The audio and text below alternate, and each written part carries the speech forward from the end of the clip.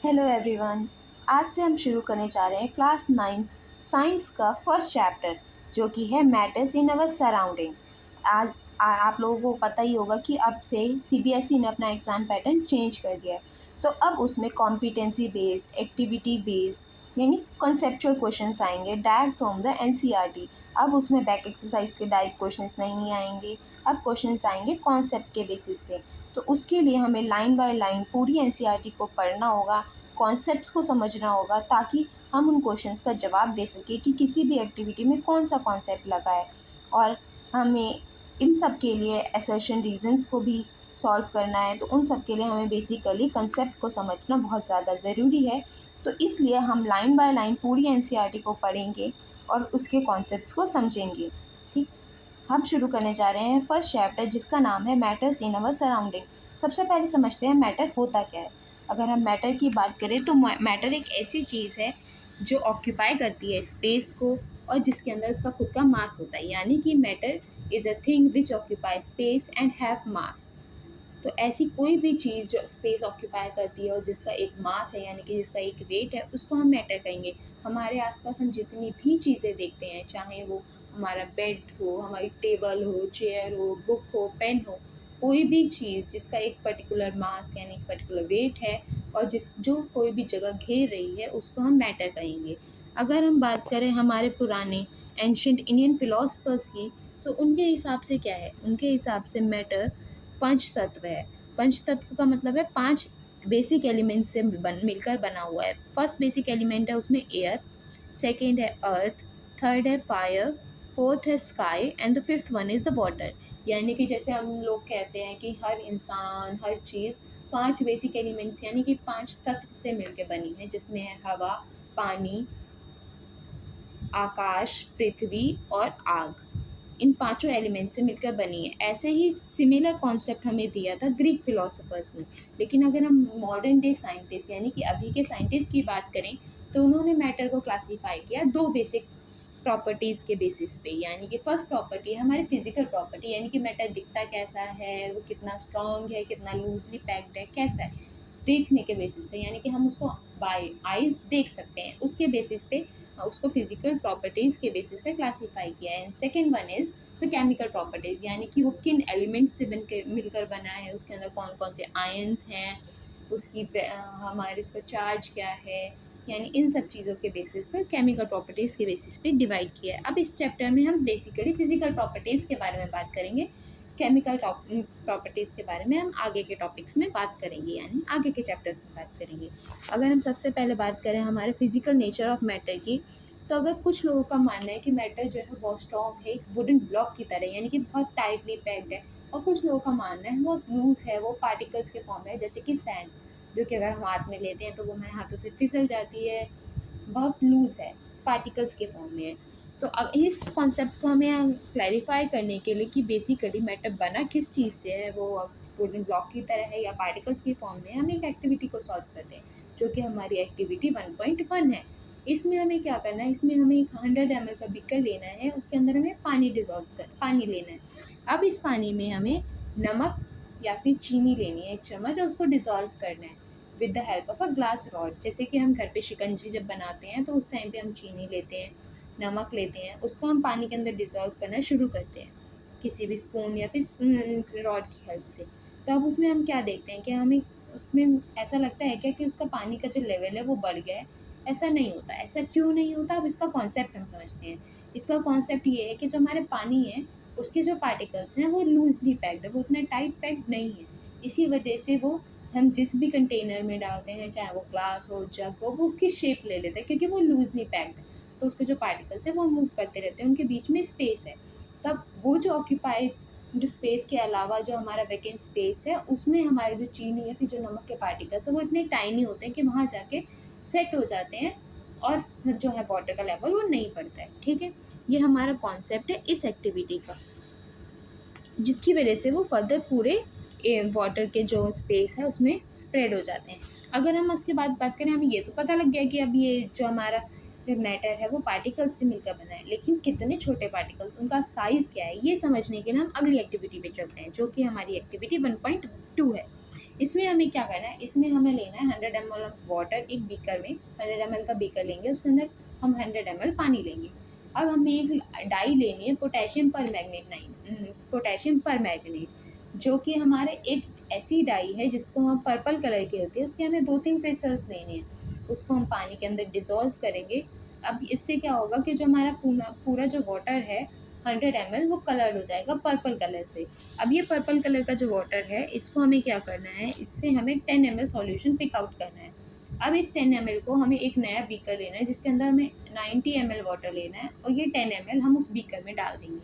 अब इससे क्या होगा कि जो हमारा क्लियर वाटर था 90 ml अब वो भी कलर्ड हो गया। फर्दर हम ऐसे ही डाइल्यूशंस करते जाएंगे, यानी कि हर बार 10 ml निकालेंगे और 90 ml फ्रेश वाटर के अंदर उसको डिज़ोल्व करेंगे। 5 से 8 बार हम ऐसा करेंगे।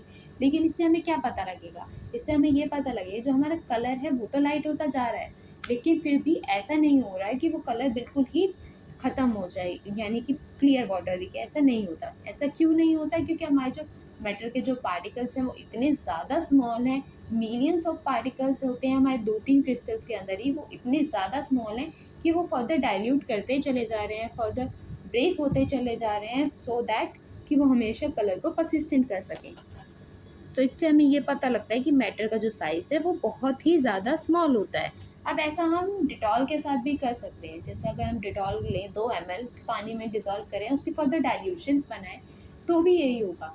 तो भी उसकी स्मेल हमेशा परसिस्टेंट रहेगी, ऐसा नहीं होगा कि उसकी स्मेल चली जाएगी।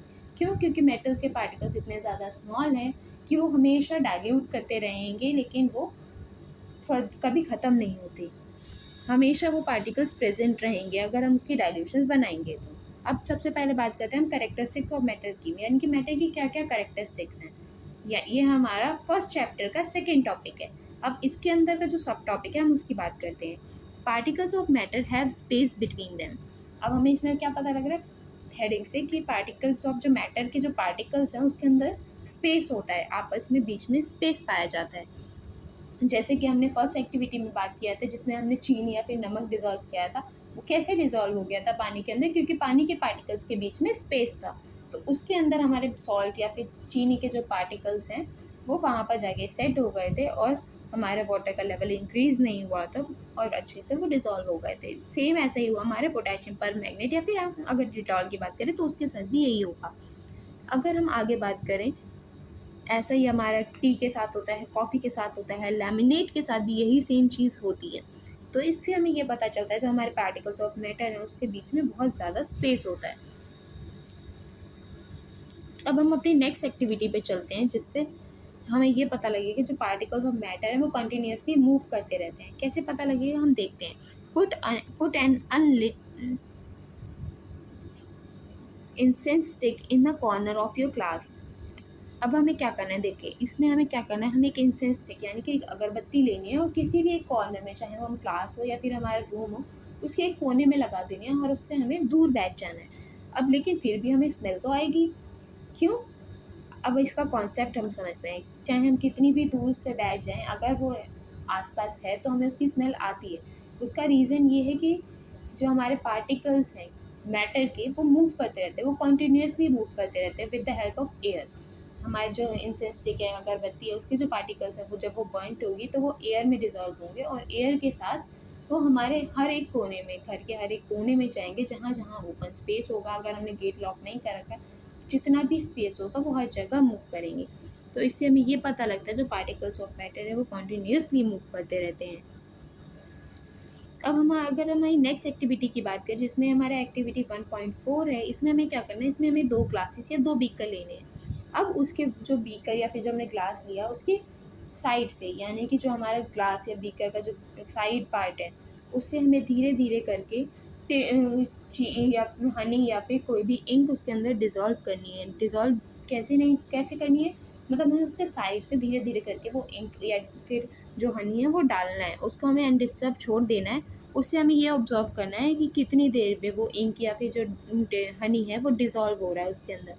अब इससे क्या पता लगेगा, इससे हमें ये पता लगेगा कि हमारी कंसिस्टेंसी, किसी भी जो लिक्विड है उसकी कंसिस्टेंसी पे डिपेंड करेगा कि वो कितनी जल्दी डिज़ोल्व होगी। अगर वो गाढ़ा होगा जैसे कि हनी, तो उसको थोड़ा टाइम लगेगा क्योंकि उसकी जो हमारी कंसिस्टेंसी यानी उसकी जो डेंसिटी है वो ज़्यादा है as compare to ink. Ink कम गाढ़ी होती है तो वो ईज़िली डिज़ोल्व हो जाएगी, क्योंकि उसके पार्टिकल्स ज़्यादा लूज़ली मूव कर सकते हैं, आराम से मूव कर सकते हैं, तो वो ईज़िली डिज़ोल्व हो सकती है एज़ कम्पेयर टू हनी। तो इसमें हमें ये कॉन्सेप्ट पता लगता है कि हमारी जो डेंसिटी है यानी जो कंसिस्टेंसी है किसी भी चीज़ की, वो एक इम्पॉर्टेंट रोल प्ले करती है हमारे किसी भी चीज़ को डिज़ोल्व होने में।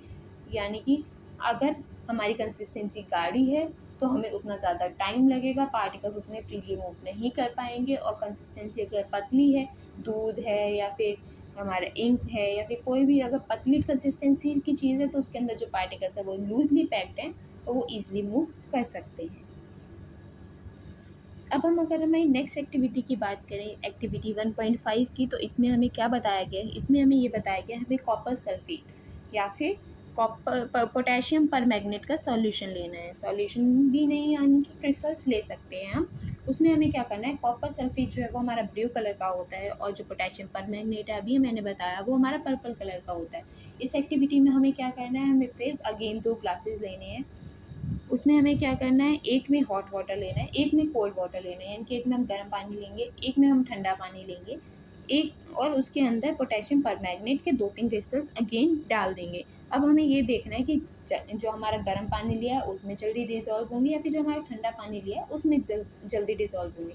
तो इससे हमें क्या पता लगता है, जो हमारा हॉट वाटर है उसमें पार्टिकल जल्दी डिज़ोल्व होंगे as compare to cold water. अब इसका कॉन्सेप्ट क्या है, जो हमारे हॉट वाटर के पार्टिकल्स हैं वो बहुत फ्रीली मूव करते हैं, बहुत जल्दी जल्दी मूव करते हैं, उसके अंदर वाइब्रेशन ज़्यादा होती है, एनर्जी ज़्यादा होती है, क्योंकि वो गर्म है तो उसके अंदर हमें हीट एनर्जी दी है जो अपनी एनर्जी को रिलीज़ करने के लिए बहुत जल्दी जल्दी मूव करते हैं। और उसकी वजह से क्या होगा, वो जल्दी डिज़ोल्व हो जाएगा in hot water as compare to cold water. अब ऊपर के हमें तीनों एक्टिविटीज़ से क्या समझ आया, फर्स्ट एक्टिविटी से, सेकेंड एक्टिविटी से या थर्ड एक्टिविटी से? इससे हमें ये समझ आया, अगर हम टेम्परेचर राइज़ करते हैं किसी भी लिक्विड का तो उसकी वजह से उसके अंदर काइनेटिक एनर्जी ज़्यादा आ जाएगी, वो बहुत ज़्यादा फ्रीली फास्टली मूव करेगा और जल्दी डिज़ोल्व होगा। यानी या फिर हम ये समझते हैं कि कंसिस्टेंसी अगर गाढ़ी होगी तो वो फ्रीली मूव नहीं कर पाएगा, क्योंकि पार्टिकल्स उतने लूजली पैक्ड नहीं होंगे एज़ कम्पेयर टू कम कंसिस्टेंसी वाली चीज़ों से। अब इसके आगे का पार्ट हम नेक्स्ट वीडियो में कवर करेंगे, सो दैट कि आप एक बार में थोड़ा थोड़ा धीरे धीरे कॉन्सेप्ट को समझें और फर्दर उसको रिमाइंड कर सकें, उसको याद कर सकें और आगे के बारे में सोच सकें, उसको पढ़ सकें। तो हम नेक्स्ट वीडियो में आगे का जो सेकेंड पार्ट है यानी particles of the matter attract each other, वो हम नेक्स्ट वीडियो में कवर करेंगे। तो stay tuned and like, share and subscribe to this channel for further updates.